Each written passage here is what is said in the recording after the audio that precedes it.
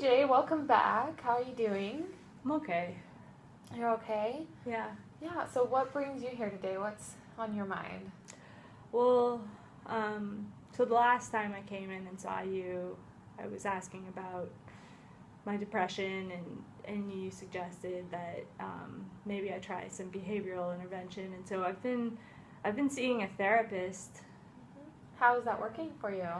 Um, it's been pretty good. I mean, I guess it's tough because uh, I've been meeting with him for the last 3 months, and I've come to realize that everything is pretty great in my life, but I still feel sad. Like, I wake up in the morning and I'm pretty sad. I exercise with my wife or with my buddies, play basketball, and I'm happy I'm okay for a little bit, and then I'm sad again.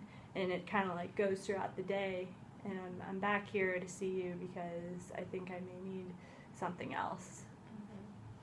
Well, it does look like we talked about maybe seeing a therapist, which you've been doing. We also talked a little bit about maybe helping you manage some of those symptoms with a medication that might help you feel a little more happy. Yeah. I know it says here you weren't really eager to try any medications last time we spoke. I mean, I didn't like the idea of taking a medication just because I don't like to take pills. Yeah. Like, I don't even like to take aspirin if I get a headache or Advil or Tylenol. So to take something for like what I'm feeling is not something I would have wanted, but I'm realizing like something needs to change because this is not a way to go through life. Well, we do have some medications available to us that are really effective, and they've been very helpful for a lot of people with depression. And I'm concerned though, are they safe? Like, I have a friend who takes Prozac, and he feels really great, but I've always, I don't know, beyond me like not wanting to take it because I don't like the idea of taking pills, I'm concerned about safety. Yeah, that's understandable. Prozac is actually the most commonly prescribed, one of the first medications that we prescribe for depression, and it has good outcomes for for our patients, generally speaking. We could look at that. The generic name of Prozac is Fluoxetine, so you might have heard that word also. That's the same drug, same medication, and we could maybe talk about trying to start you on Prozac and maybe. So my wife was reading up on different medications because we talked about it, and we both came to the decision that like it was worth a shot to try. But she actually read an article about that genetic tests might be helpful to let me know if it's definitely safe, because I want to know for certain if it's a safe medication to take. Genetic testing is available for a lot of medications. It is really informative sometimes.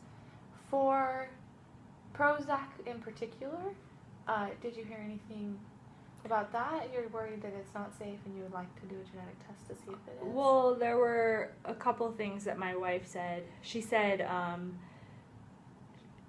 that a lot of people with, I don't like to call myself depressed, but I guess that is kind of what I am, but people with depression can take 2 drugs at the same time, and that sometimes genetic tests let you know if taking 2 drugs is safe or not safe. Okay. Yeah, I can talk to you about genetic testing for Prozac if you would like me to. I have some information here that I can give you. Sure. Okay. Do you think so? You think it's useful? Well, let me explain it. It's a little bit complicated. A lot of people are really hopeful when they hear about a new test that will tell you whether or not something is good or bad, right? And it sounds very exciting to be able to take a test and just know 100%. But like with most things, you can't ever know 100%. But let me explain to you a little bit about the genetic tests that are available that would affect any other medication I would put you on, Prozac in particular. There is one genetic test that basically takes a look at your genetics and it looks at the molecules inside your body that are responsible for breaking down and metabolizing drugs. So like how drugs are processed? Yeah, exactly. So your body will take a drug and it will take it and it'll break it apart and use it to help your body. Okay. And some people's bodies do that really fast. Okay. And then some people's bodies do it really slow. Okay. So the genetic test available for Prozac would be looking at how fast your body eats the medication, basically.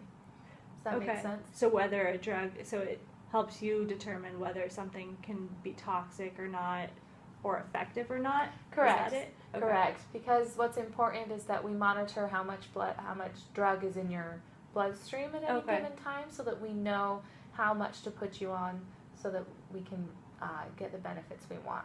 So if your body is eating it up really fast, we know that you might need a higher dose, or you might need a lower dose. Okay. So that's the theory. That makes sense. That's the theory behind it, and that's what they're trying to accomplish with the genetic testing.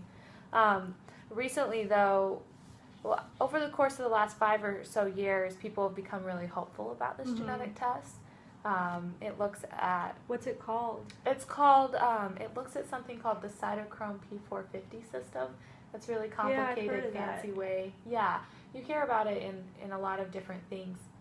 But that's just basically the machinery inside your body that is breaking down drugs. Okay. And there's a test called the Roche... Let me look at this. The Roche Ampli chip. And we would just take a blood sample from you, and we would look at whether or not your body has a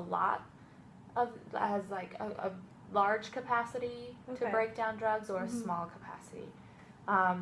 Unfortunately, this genetic test, though it sounds hopeful, and it's not actually very useful with Prozac specifically. It won't help us know how much Prozac to give you.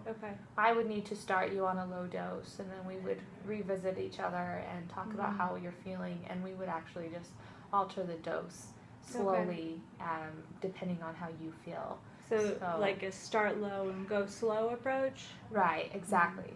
So that's how we would, the genetic test wouldn't give us any additional information on how well your body does with Prozac. So we would need to start you on a low dose, and you would come and talk to me, and we would adjust your dosing. And that's how we'll make sure that it's safe for you. And because this is the only medication that I'll be taking, do you want me to not take other medications while I start this new one? So one thing I would want to talk to you about is if you're going to be taking other medications. That's really important. Some medications, Prozac will affect how your body uses those medications. And so that's where this genetic test is really useful. If you're going to be taking more than one medication, I would want you to call me and let me know what medication that is. And we could look at it, and if it's affected by Prozac, we would know how to adjust your dose then. So that's really the most important thing. You could get the genetic test, but if you're only going to be taking Prozac, you don't need to. It's not necessary, and it probably won't be very useful for me. Yeah, and it's probably expensive too. There is cost involved. Fortunately, with this test, it is covered by a lot of insurance. So if you felt like you needed to know your more about your genetics around the metabolism of drugs and how your body works with them, you could go get the test, but it's not necessary for Prozac.